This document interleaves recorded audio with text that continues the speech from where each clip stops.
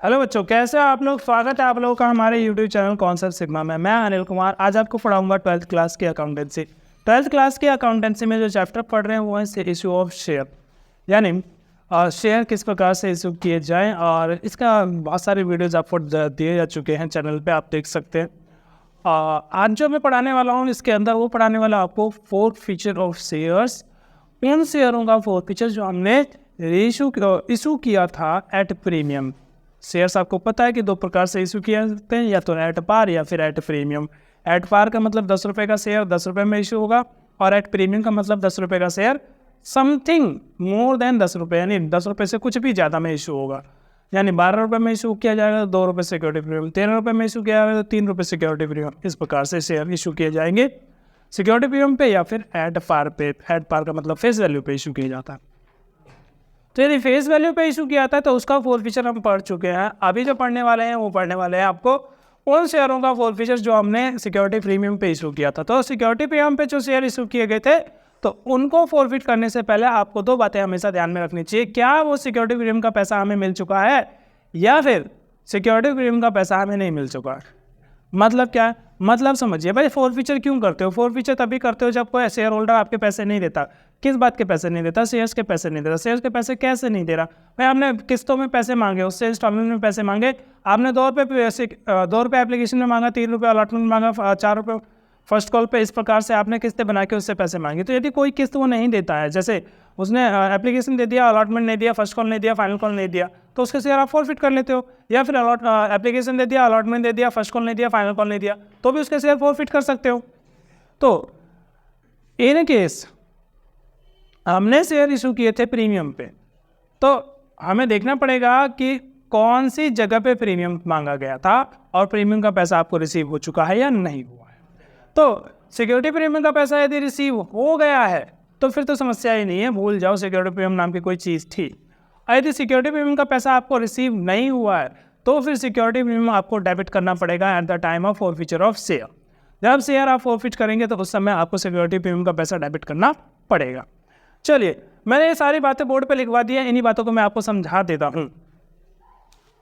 मैंने लिखा forfeiture and reissue of shares which were issued at premium. Security premium amount cannot be transferred to share forfeited account। मतलब समझ रहे हैं, मतलब ये कि यदि सिक्योरिटी प्रीमियम का पैसा आपको रिसीव हो चुका है तो उस पैसे को आप शेयर फॉरफिटेड में ट्रांसफर नहीं कर सकते। सिक्योरिटी प्रीमियम का पैसा सिक्योरिटी प्रीमियम में ही पड़ा रहेगा, ठीक है। So when company has received security premium account, security premium at the time of issue, जब शेयर इशू करते समय सिक्योरिटी प्रीमियम के पैसे आपको मिल चुके हैं, then security premium account will not be debited at the time of forfeiture। forfeiture करते समय सिक्योरिटी प्रीमियम अकाउंट डेबिट नहीं किया जाएगा। बट यदि सिक्योरिटी प्रीमियम का पैसा आपको नहीं मिला है तो सिक्योरिटी प्रीमियम अकाउंट आपको डेबिट करना पड़ेगा at the time of forfeiture. Forfeiture के समय आपको सिक्योरिटी प्रीमियम अमाउंट डेबिट करना पड़ेगा उतने शेयर का जितने शेयर आपने फॉरफिट किए हैं, ठीक है। मान के चलिए कि मैं थोड़ा छोटा सा एग्जांपल लेके समझाने की कोशिश करता हूं कि हमारे पास यही ले लेता हूं छोटा सा एग्जांपल कि हमने 100 शेयर 1000 शेयर फॉरफिट किए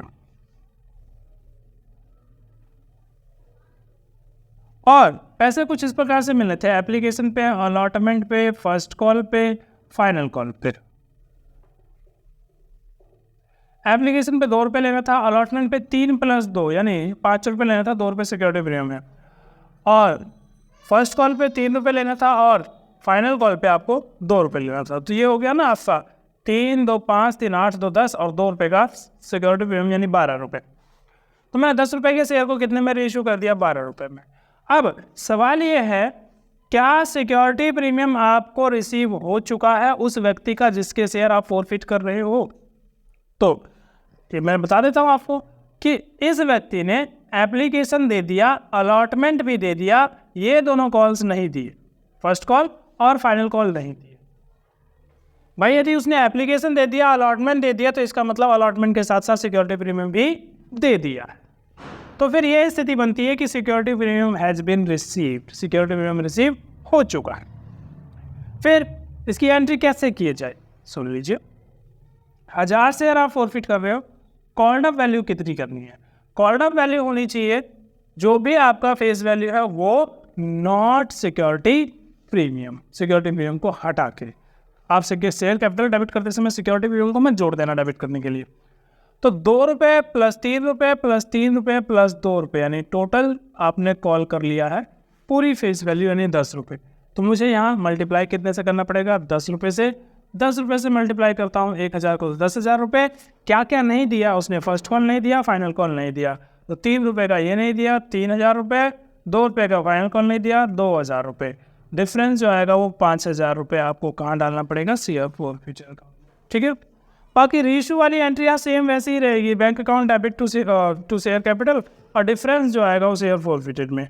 और share forfeited account debit to capital reserve, ये एंट्री में कोई बदलाव नहीं है, जैसा पहले हम शेयर फॉरफिचर की एंट्री करते थे उसी प्रकार से है। तो यदि बदलाव है तो पहली एंट्री के अंदर ही है।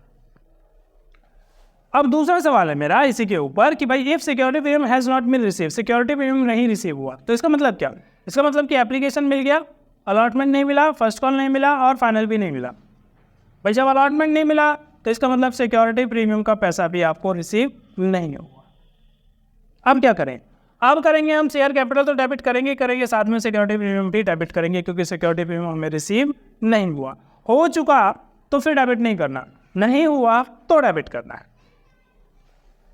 तो 1000 शेयर 10 रुपये total quantum value face value के हिसाब से, और ये हो गया टोटल 10,000 रुपये। सिक्योरिटी प्रीमियम भी डेबिट करेंगे, बिल्कुल 1000 मल्टीप्लाइड बाई 2 रुपये से आपको सिक्योरिटी प्रीमियम भी डेबिट करना पड़ेगा 2000। ठीक है, क्या क्या नहीं मिला है आपको? आपको शेयर अलॉटमेंट नहीं मिला। अलॉटमेंट कितने रुपए का था? अलॉटमेंट 3 रुपये का था या 5 रुपये का? तो 5 रुपये का टोटल मिला के लेना है आपको सिक्योरिटी। ठीक है, तो 5000 रुपये। फर्स्ट कॉल नहीं मिला, फर्स्ट कॉल 3000 रुपये का था। फाइनल कॉल नहीं मिला, वो 2000 रुपये का था। डिफरेंस बताइए, 10 2 12, 12 में से 5 3 8 2 10 गया, 2000 रुपये सिक्योरिटी शेयर फॉरफिचर अकाउंट में। बाकी ये दोनों एंट्रियाँ वैसे ही सेम बनेगी, रीइश्यू वाली और ट्रांसफ़र टू कैपिटल रिजर्व वाली।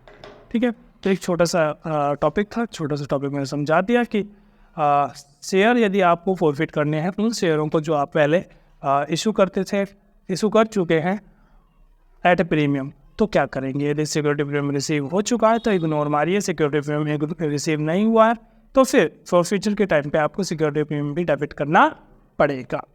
ठीक है, तो उम्मीद है जो बातें बताई गई है वो समझ में आया होगा। वीडियो को देखिए, लाइक कीजिए, शेयर कीजिए और चैनल को सब्सक्राइब कीजिए। धन्यवाद।